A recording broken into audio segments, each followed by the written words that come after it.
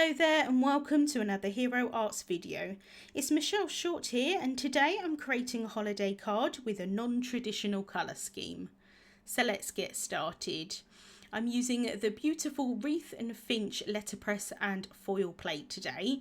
The great thing about these plates is that you can either letterpress with them or you can hot foil with them, and I'm using the hot foil method today. So I'm taking a piece of silver hot foil and I'm just going to cut that down to size. I'm going to place it down onto some amethyst cardstock.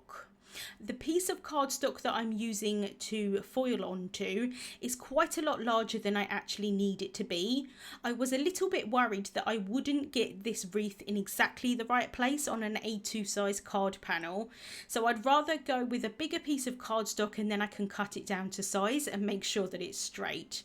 So I'm just removing that excess foil from around the size of the plate.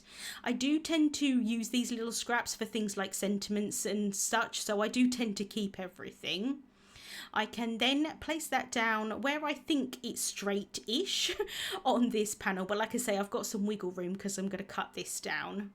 I can then hold it in place with some low tack tape. Now I know a lot of people don't tend to hold foiling down. This is my personal preferred method to do it, kind of like if I was die cutting. It means that I've got everything in the exact place that I want it to be. Nothing's going to shift, the plate isn't going to shift, the foil isn't going to shift, the cardstock is not going to shift. It's just my personal preferred method to do it. So I can do the exact same thing here with the little finch as well. But there are lots of different ways that you can hot foil, so I would suggest that if you're new to hot foiling, you find a method that seems to work for you and stick to it. But there are lots of different ways that you can actually do it. It seems to be kind of a bit of a personal preference in how people do it. So I'm just holding that little finch down onto the cardstock as well.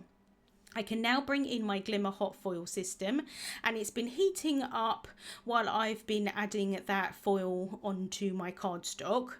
I'm now going to press the timer button, and whilst the timer button is flashing, it means that it's heating up the plate, and when it goes solid green, it means that it's ready to be removed from the base. The platform is ready to be removed from the base.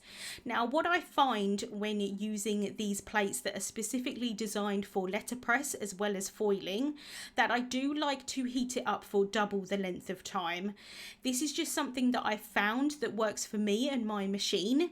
All machines do have a slightly different thickness to them, so they all slightly have a little bit of different pressure, so it does differ depending on your machine. So I found that this personally works for me. So I've removed that platform, placed it back in, pressed the timer button again and let it heat up for double the length of time. I'm now adding on a piece of printer paper. This is just going to add a little bit of extra pressure to my sandwich. Again, I find that I need that with these plates. I've then added the spacer plate and the thin plate that comes with the Glimmer Hot Foil system, and I'm running that through my Platinum 6 die cutting machine. And I do tend to run it through fairly slowly. I can then bring in the base again so that I can pop the platform back in place, and that's going to start heating up again while I remove the plate from my cardstock. So I'm just being really careful here to lift up that tape. I don't want to accidentally get my fingernail marks into this cardstock because I'm going to be adding some ink blending on top. I don't accidentally want kind of like little kind of scratch marks or anything like that, because I think you would notice that if I added ink blending on top of it. So I'm just being really careful here to kind of have the tape sort of be kind of go over itself, if that makes sense, with my finger, and then I can kind of lift it off, and then I'm just adding that onto that silicone mat. Be careful, it is quite a hot plate at this point, so I like to use the tape to lift it up rather than touching that plate itself. And I've got a really nice impression here. I've got a tiny little bit of overfoiling just on a couple of the places, so I'll sort that out in a minute. I've done the exact same thing for the finch. I have heated up that platform twice, and then now I can run it through my die cutting machine. I know that some people like to add the shims and the plates on top while it's heating up. I find that I don't really have to do that. I can now do the exact same thing and remove that tape really carefully. This one I'm not adding ink blending to, but I still like to be careful when lifting up that tape. But thankfully it doesn't seem to sort of lift up any of the cardstock or anything like that. So now I've got my finch all foiled as well. So you can just about see here that I've got a little tiny bit of overfoiling just around the very edge of the wreath. So I'm going to bring in my craft knife here, and without adding any pressure onto the knife, I'm just kind of placing it on the cardstock and then scraping that foil off. And I find that this works really well if you haven't got too much foil to remove. You can use a sand eraser as well, which is really great, especially if you've got larger areas of foil to remove. It works really nicely. But like I say, I'm adding ink blending on top, and I do find that sometimes the sand eraser does remove a little bit of the cardstock, and I don't want that today. I also brought in a Swiffer cloth, and I find that that's really helpful just to remove any of those particles of foil there as well. So once I've finished removing that excess foil, I can bring in the larger of the nesting rectangle infinity dies. I'm placing that over the image, and this is where it comes in place. If I haven't accidentally lined up that wreath correctly, I can cut it out and it's gonna line it up nicely without anyone knowing if I got it in the wrong place. So I've run that through my die cutting machine, and now I'm adding the panel onto some scrap paper, just using a little bit of removable adhesive to hold it in place while I do my ink blending on top. So I'm starting off with Amethyst Core ink, and I've got an extra large blending brush here. I do tend to remove a little bit of the ink from my brush before I go into my cardstock, and I'm focusing the colour of the ink blending just around the outside edges. I want the inside of the wreath to be the colour of the cardstock. So this ink actually is the same colour of the cardstock, but because you're adding it onto something, it is going to darken it slightly. You're not going to see this colour a huge amount, but I did want there to be sort of a transition colour between the colour of the cardstock and then the darker ink that I add on top. So just going around the outside edge there with the extra large blending brush. I find these brushes are really lovely and fluffy, so they do blend really nicely. I can now go in with grape juice ink. Now this ink is a little bit more on the red side compared to the amethyst ink. The amethyst ink I would say is more of a bit of like a blue toned purple, and this one is definitely more of a red toned purple. So I'm using a large blending brush this time, so slightly smaller than the extra large, just because I don't want to add as much of this ink. And I'm just again going around the outside edges so that I can kind of darken it up a little bit more, but also get rid of a little bit of that redness. I'm going in with pitch black ink, and again I'm using the large blending brush here and just adding that to the very edges of this panel, and I find that it really does make quite a big difference. I suppose my card is ending up a little bit on the moody side, probably more of a colour scheme of a Halloween card rather than a holiday card, but I personally do like how it turned out. I'm just taking a soft cloth here and just removing any ink from that foil. There isn't any coordinating dies for these images, so I'm just going to fussy cut this finch out. Now I will be honest and say that I'm not the best at fussy cutting. I do tend to end up having to hold it quite high up on against my eyes so that I can see exactly what I'm doing, but I'm just leaving a very small border here, and I'm just trying to sort of keep my scissors as straight as possible and move the cardstock instead, and I find that that works quite nicely for me for fussy cutting. But I'm not going to let you endure the whole thing here of me taking quite a lot of time to cut this image out, so I did the rest off camera, but I just took my time, went around the outside edge, and like I said, left a kind of slight border around that foiling. So that is my finch all cut out, and I'm going to end up having him sort of perching on the edge of the wreath. So I'm going to start off by bringing my card together with a sentiment. So I've got the Cozy Study set here, and I'm taking the sentiment that says Happy Holidays. I'm going to stamp that down onto some pitch black cardstock. So I've placed that in the Mini Misty. I can close the door of the Mini Misty to pick up that stamp. And then I'm doing some heat embossing, so I want to remove any static from that cardstock. So I'm bringing in an anti-static powder tool and removing the excess powder. I can then ink up my stamp using clear embossing and watermark ink. This is a clear sticky ink so that when I add the embossing powder on top, it's going to stick to it.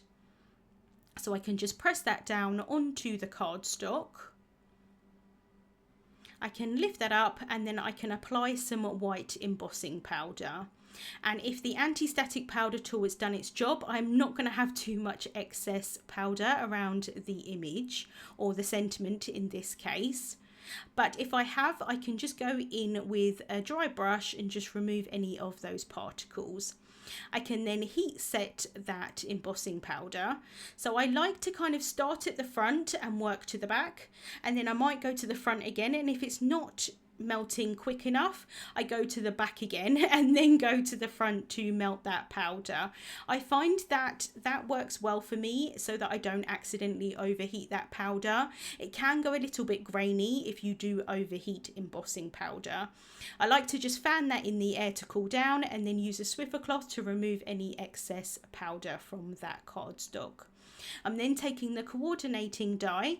I can place that over the top of the sentiment, and then I can hold that down with some low tack tape before running that through my die cutting machine. So I can just pop that out, and then I've got my sentiment all nicely cut out. And just for a little bit of extra stability, I'm just going to cut another of these dies so that I've got another layer of that cardstock. I'm adding some Precision XL glue onto that. My glue is a little bit on the runny side at the moment, so I'm just removing the excess glue from the die cut onto some scrap paper, and then I can place the other sentiment on top. And I'm just going to line those both up as best as possible. I can now add some tape runner adhesive onto the back of my foiled piece, and I can adhere that down onto an A2 sized card base. So that's a finished size of 4¼ inches by 5½ inches, and I have cut that from the same amethyst cardstock, and you can see the difference actually with how the cardstock started out and then how it ended up with that ink blending around the outside edge. It really does make quite a big difference. I'm then just going around the outside edges with my bone folder just to make sure that they're really well stuck down. I thought it'd be quite nice to bring in a little bit more of the black colour, so I'm adding a little bow. So I've got some twine here that I'm tying in a bow, just kind of figuring it out the size here as I go so that I can have that underneath the finch. So I'm just trying to move those tails a little bit so that they're towards the bottom. And then I wanted the tails to kind of be flicking outwards, if that makes sense. So I'm just trying to sort of manipulate them a little bit with my fingers to try and get them in the place where I want them to be. I did have a little bit of trouble with this one here on the left hand side. I'm then adding some foam tape onto the back of the finch, but I don't want to add the foam tape into the center of the bird because that's where the knot of the twine bow is going to be, and I didn't want to add any sort of extra bulk onto this card. So I'm just adding the foam tape sort of around the outside edges here. I can remove the backings off of that foam tape, and then I can pick up that bow and then adhere that onto the back of the finch. And that foam tape is just going to hold that bow in place.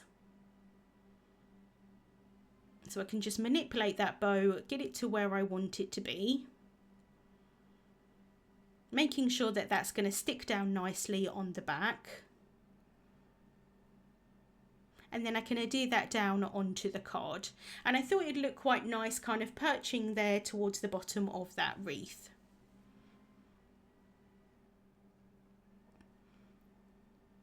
So I can just kind of hover that in place with the tweezers, and then once I'm happy with the placement I can press that down. And like I said, I'm having a little bit of trouble with this tail here. I wanted it to sort of bend upwards, so I'm going to bring in my glass block here and I'm just going to place that over the top to try and sort of hold it in the place where I've got it. I can then add some thin foam tape onto the back of the sentiment.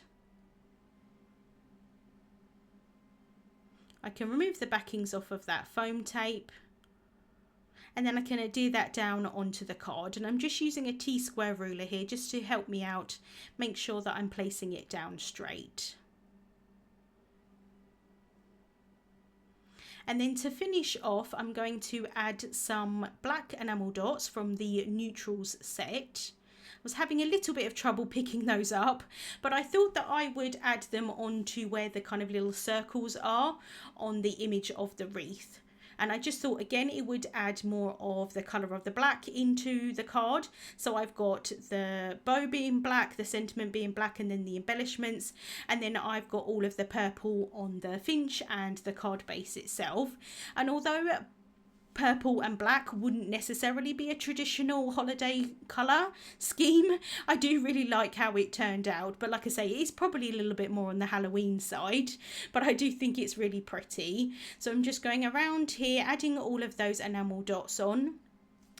I at this point thought I might add an extra one there at the top, but I'm just going to count them up, and I realised that I had 7, and so I wanted to keep it as an odd number. I just find that aesthetically pleasing, so I'm just leaving that little one there at the top without the enamel dot on.